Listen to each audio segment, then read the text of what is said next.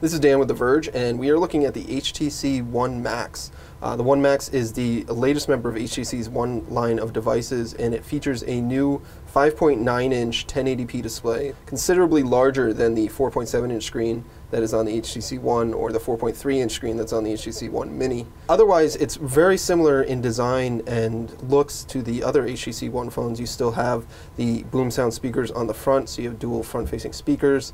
It's got an aluminum and plastic design. This particular unit is a silver model, which HTC will be releasing this in. It still has the ultra-pixel camera, so it's a 4-megapixel camera with HTC's ultra-pixel technology. It still has the IR port at the top.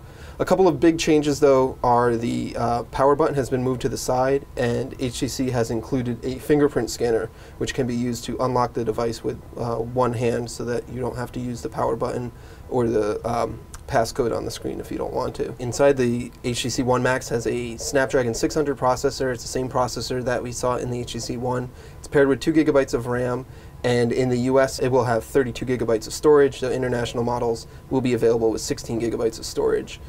The One Max also has a micro SD card slot, so you can expand the storage.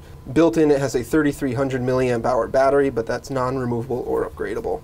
Software-wise, the One Max is running Android 4.3 out of the box, and it's got HTC's latest version of Sense, which is now Sense 5.5.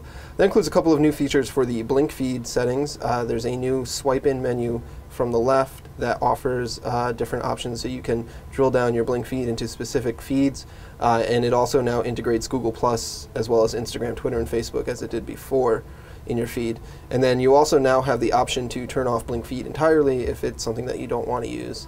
Other new features include tweaks in the gallery. It's a couple different things now. It's a different layout. There's more video highlight options. You can choose to have longer video highlights if you want, and you can also import your own music into them that's stored on the device. Overall, though, this is pretty much the same Sense experience that we have on Sense 5 on the HTC One. It's not really hugely different. It's just blown up to the larger screen size. Performance-wise, the device is very fast, even with the Snapdragon 600 processor. It's very similar to what we see on the HTC One. There's very little lag or delay with anything.